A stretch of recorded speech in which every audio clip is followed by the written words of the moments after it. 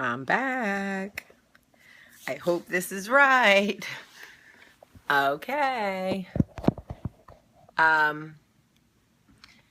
Okay. Is it okay if I put the phone that way? Can you guys still see me? I hope you can see me. Okay. So, for those of you who can share the Periscope on your Twitter or Facebook, I think you can swipe right and share it. For those of you who can share, please do. My cousin Pamela just shared it on Twitter, so I know it can be shared. I don't just 100% know how, but for those of you who can share or invite followers, I appreciate it. Okay. So I don't want this coffee talk to go on forever. Typically they're only like 8 minutes, and Periscope gets me distracted because I can see all your comments. So I'm just going to focus on telling my story. When I lived in California, I was introduced to a girl from New Jersey who had some mutual friends, and we became fast friends. And she was older, and she was a mom, and I was not.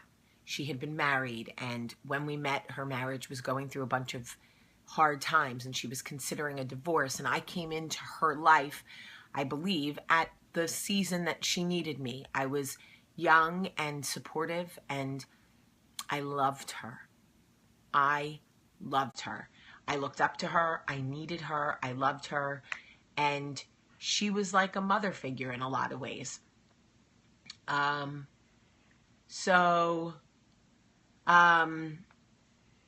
We became fast friends and spent a lot of time together. And when she came to me and told me that she wanted to get a divorce, I did everything I could at that young 20-something-year-old age to support her, because I had never been engaged or married. I didn't know what a divorce would entail.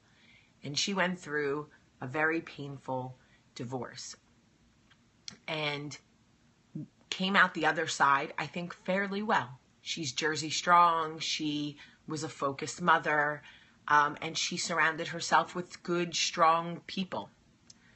I spoke to her and hung out with her all the time when I lived in LA. When I got engaged to Michael, she was at my engagement party.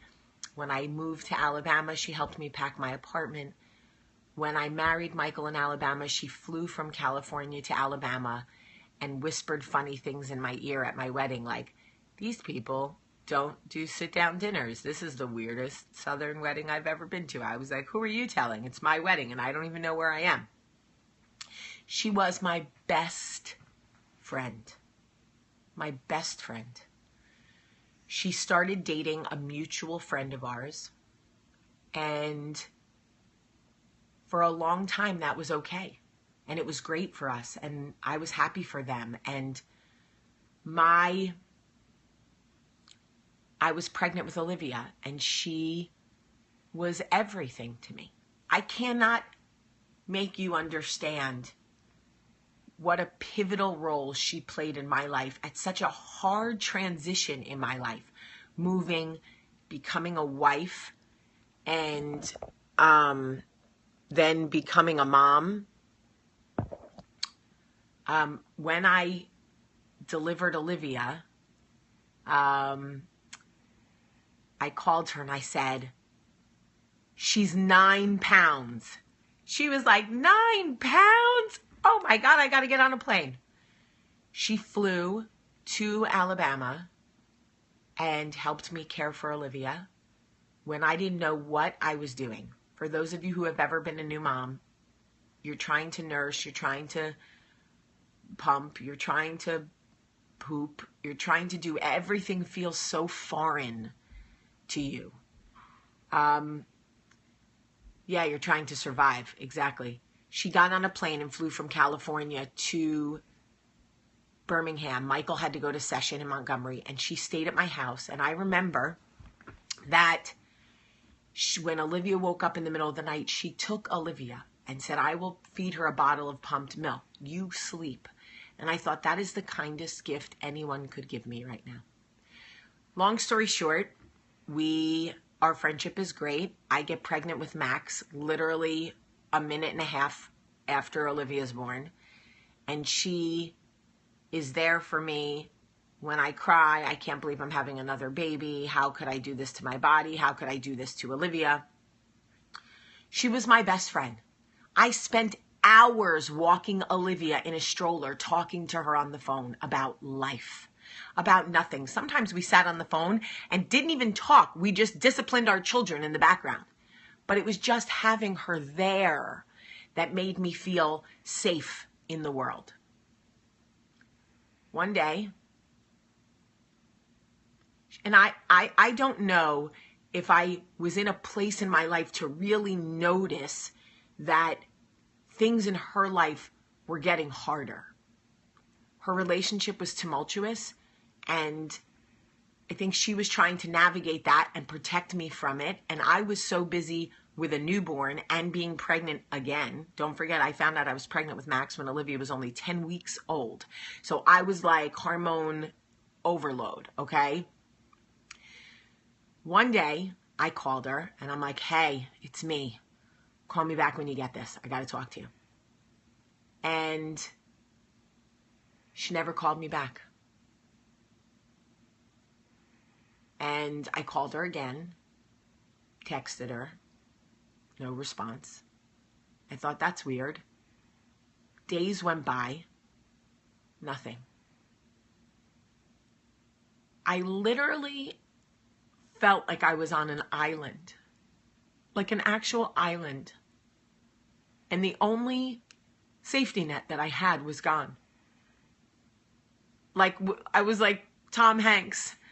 And when Wilson goes into the water and he's like, Wilson, that was me. I tried everything. I wrote letters, handwritten letters. I called, I left voicemails. I couldn't understand what happened. I tried to talk to every person that knew us together, and nobody could make sense of it. It was like I had just completely been ghosted, and I could not understand why or how somebody who had played such an intricate part in my life, in my child's life, could do that. It was losing a sister, a friend, a mother. I felt, I can't even tell you the sadness. And my life went on. My life went on. I had Max. I lost a baby. I had Charlie. And I never stopped thinking about her. Ever. I never stopped missing her. I never stopped loving her. I never stopped praying for her. I tried to imagine that she was somewhere happy. She didn't need me anymore. So, long story short, one day I get a text message on my phone from a number I didn't recognize that said, I think it's time. And I was like, I think it's time? What does that mean? So I texted back, I'm like, who is this? And she writes back, it's me. I think it's time to explain why I disappeared. And I knew.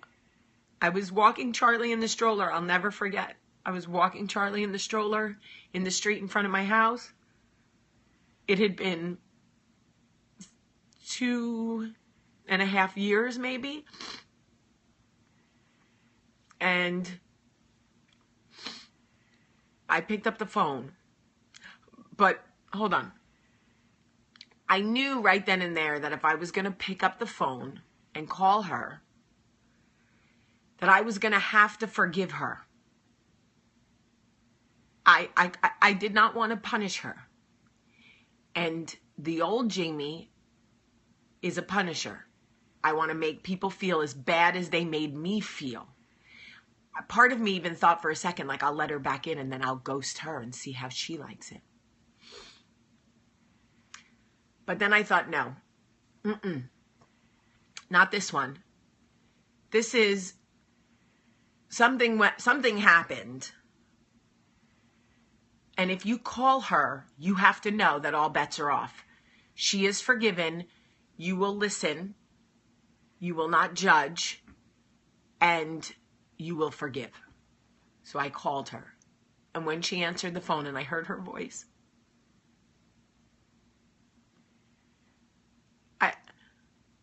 it was like home.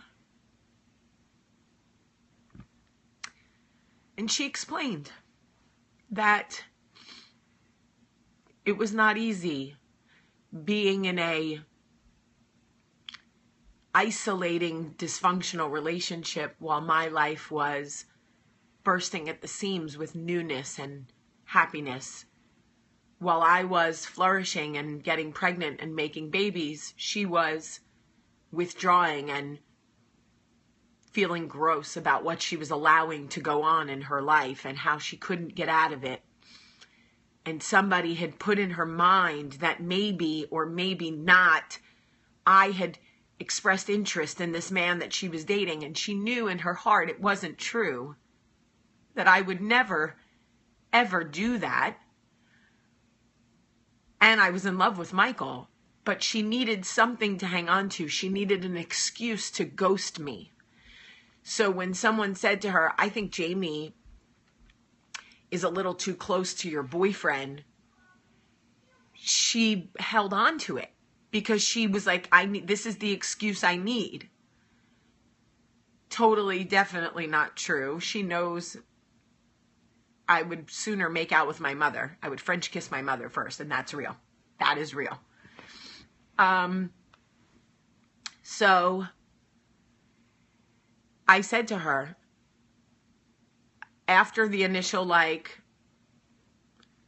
how could you do this to me? How could you leave me? She said, it was the only way that I could survive. And how do you get to a place where the one person that you love more than anybody feels like they will be better without you? It was so sad to me. So, long story short, we talked it out. And I knew that I could never bring it up again. I couldn't make it a thing, or we would never move forward. And she is still in my life today. She watches Coffee Talk every day, so I'm sure she's watching. She loves me and I love her. Our relationship is different, but I think it's because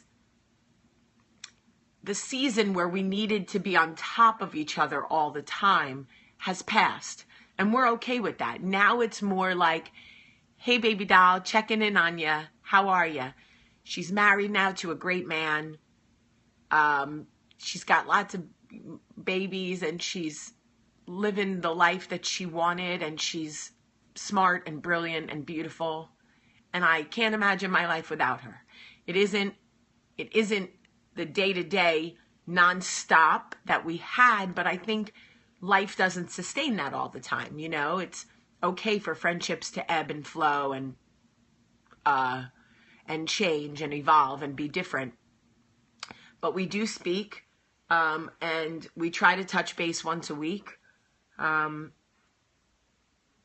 I just want to tell anybody who has ever been ghosted by a friend,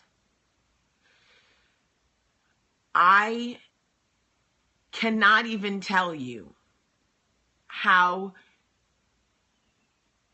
normal, if you are feeling like you're going crazy, you can't figure out why you have been forsaken. You can't.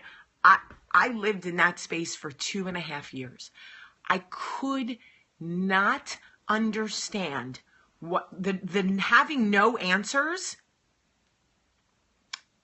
was the hardest part for me. The no answers. If you are considering ghosting someone, if you have somebody in your life right now and that you love, but you need to go, I don't care how painful it is for you. If you have to ghost them completely, 60 days after, you need to write a letter. You need to write them a letter and put it in the mail and say, here's why I'm out. Because the not knowing is the most painful part of being ghosted. The no answers. We are human beings. The human connection is a circle. Not every relationship has to go the distance to the end, but it needs closure. There is a reason why when men and women break up and women see their exes 10 years later, they go up to them in bars and go, why? Because we need closure. Closure in friendships, closure in relationships, closure with family. That's why when people die suddenly, it is so heartbreaking because there's no closure. So the greatest gift you can give somebody is closure. When you can't answer why, yes, Eddie Looping, yes. When you can't answer why somebody's gone, it is excruciating. Excruciating. I'm here to tell you, I lived it. It broke me. And I do thank God every day that she and I were able to find a new season of friendship and healing and conversation and love and support. And I wouldn't trade her for the world. But I will tell you, just like I have told her, that it was the most excruciating friendship experience of my life. True story. And I've dealt with some bullshit, okay? I've dealt with some bullshit. Okay. Thank you, Jilly. I needed to hear that. I love you all so much today. This is the last day of no Facebook. I hope you guys have missed me as much as I've missed you. I will ask again, those of you that are on my Facebook page, if you would kindly go to the last Coffee Talk posted and reply to some of those women and let them know what's going on. Tell them I'll be back tomorrow on Facebook, but let them know they can find me on Periscope, Twitter, or Instagram. I know I'll never make a bet with my kids again. Or if I do, it can't have anything to do with Coffee Talk. I love you all so much today. Enjoy your day. I am going to spend the day at the pool with the kids, and then I'm off to New York tonight. I'll be in New York all week for work. Trisha, I love you so much.